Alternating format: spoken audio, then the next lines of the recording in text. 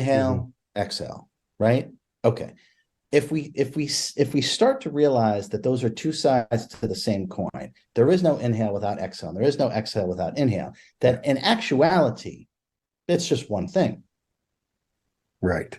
Okay. So now when we start to use that about giving and receiving, they're not separate.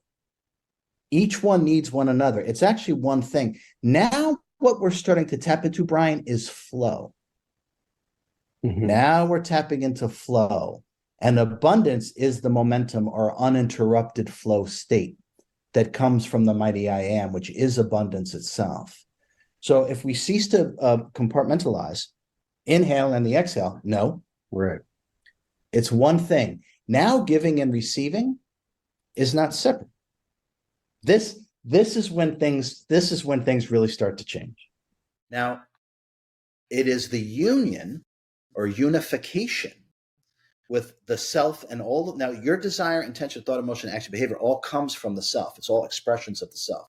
So when it's coming directly from that, the manifestation will start to take place when we not only have that unification in the doing state, but when we have that unification in the resting state. And this is part of the key that I want humanity to start to understand. Most of us think, and that's just a thought, but most of us think that it's only through action do we manifest. No, just like not taking any action, we're still going to manifest. No. And some people think that, and that's just a thought, some people think that only through doing do we manifest. It's both. It's both. That's why I said you have to have the whole thing. So when we have this unification in the resting state and the doing state, so we're emanating a very specific song, a very specific frequency, even when we're on the couch, and that doesn't change when we're actually in our doing mode.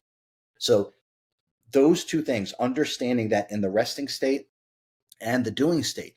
Now, what I've been teaching recently is I kind of remove both of those and don't even see them as separate. Don't even see resting and doing as two different things. Just see them as aspects of the self, of the I am. And we maintain this frequency or unification with our desire, intention, thought, emotion, action, behavior with the self, even in the resting state and doing state. And now see resting state and doing state as just one thing. Just like breathing, we talk about inhaling and exhaling. Don't see them as separate. See them as one thing. One needs the other and creates the other. So start to understand resting and doing is just one state of being.